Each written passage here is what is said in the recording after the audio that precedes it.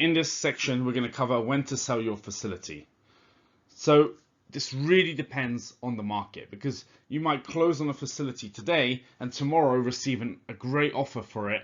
You know, there's no fixed rule as to exactly when you should sell. It really depends on your situation. Maybe you have partners and investors and they have expectations too.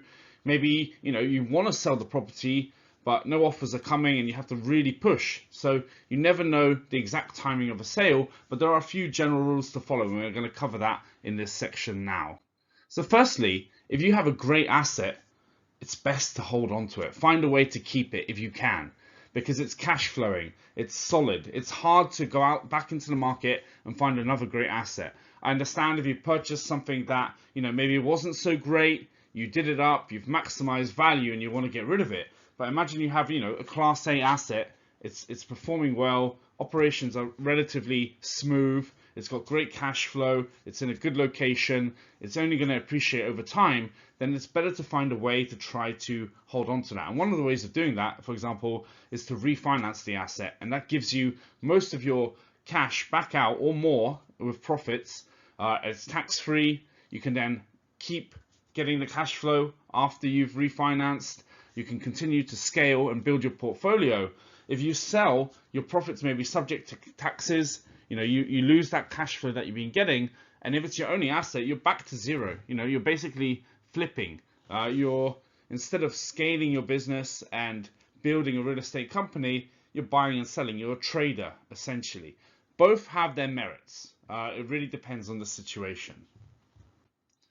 So one general rule is, you know, if you can make approximately 10 years worth of income and gains by selling today, then maybe it's worth taking that. But again, it really depends on your personal situation. I mean, if the asset's appreciated $2, $3, $4 million, and that's life-changing money for you, maybe you do want that capital in the bank instead, so you're set for your next deals as well. And also, like I said before, it depends on your partners too. Your partners may be expecting, you know, their cash out of the deal. They don't want to hold forever. They may have put your capital in and they're expecting, you know, a 3, 4, 5 year hold, capital back out. A refinance does allow you to do that, but a sale also gives you, you know, the full proceeds too. So, you know, would you rather take $1 million in profit now, or, you know, $1.2 million in 3 years? It really depends what you think you can get for it in the future as well. But the key really is to have made sure that you've absolutely maximized the value of the property before you even consider selling. So that includes reducing all the expenses, reducing the overhead where possible, and, you know, installing remote management, remote leasing. Maximize the rents. When's the last time you increased the rents? What are market rents? Have you really pushed the rents as far as possible? Have you done all the marketing you can to drive more customers and fill up the occupancy as well? Have you done all the possible capital improvements that can improve the property? For example, you know, better lighting, better fencing, gates, security, painted the asset, redone the roads, redone the roofs, you know, painted the doors, whatever it is that you can improve. If you haven't done that and you haven't realized the gain from that, maybe there's still some additional value that you can squeeze out of the asset.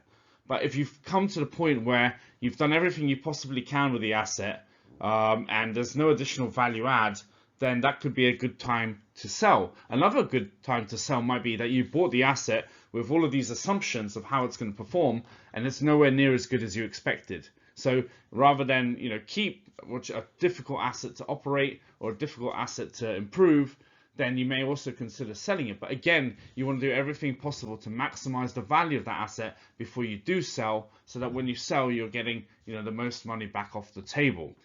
And if you are going to sell, you're going to need to consider how and where to sell it. So you could select a broker to represent you. And so that could be a self-storage broker. Maybe you have an industry connection from some of the trade shows or events or groups or networking groups that you're part of. You can choose to list it online, again, by yourself or via a broker, you know, LoopNet, Crexi, the self-storage websites. The best strategy is to go probably with a broker and get them to list it online, because then that way you have an expert who has a network of buyers already, and it's listed online, so it's being shown to everyone else who's potentially interested too. And the other thing you can do is negotiate a private sale. So if you do have industry contacts maybe you can offer it to them off market prior to listing it publicly and widely. You may get a better price. You don't know really, because once you've put it online and it's out there, if it doesn't sell, then that can potentially work against you. You know, people can see that this property hasn't shifted at this price, and they may come in with lower offers. Whereas someone off market may be willing to give you 95% of the price that you want. The transaction's done, it's with someone that you trust and there's credibility there, and so that's another option as well. So when you're getting ready to sell, you want to make sure that all of your documentation is 100% up to date, just the way you did when you were doing the due diligence for buying. So, you know, the profit and loss, all the expenses, the bank statements, all the licensing, the permits, the map of the facility, the unit mix, everything needs to be up to tip-top shape, perfect and ready for any potential buyer. You should have all of this stuff up to date every month anyway, as a matter of running your business properly.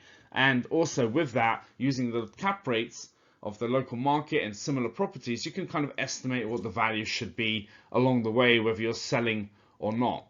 One thing to note is that selling can take several months. So if you need the cash quickly for whatever reason, selling your asset is probably not the best way to get it. If you have a cash crunch or another reason to sell, personal reason to sell, potentially selling your asset, you know, you could be selling at a fraction of what it's really worth if you're in a rush, because the selling process is relatively slow. The other thing is, don't negotiate too hard with the buyer. You are a buyer on the front end of buying this property. If the seller gave you a hard time, it's going to leave a bitter taste in your mouth for future deals. You never know when you're going to run into people again. Try to leave a little bit of money on the table. The best negotiations where you both walk away satisfied, instead of one party trying to greedily grab as much as possible, you know, fighting tooth and nail, and leaving the other side feeling like this seller or this buyer has tried to rip me off. You know, negotiate hard, of course, but be fair and leave the negotiating table with a positive frame, a positive kind of impression left on the other party. So just to recap, if you've got a great asset, the best is to try to hold on to it and refinance it where possible. And then if you are getting ready to sell, or you are thinking of selling, you absolutely want to make sure that you've maximized the value of that asset before you do so as well. For more information on commercial real estate investing, go to patriotholdings.com. Thanks for listening.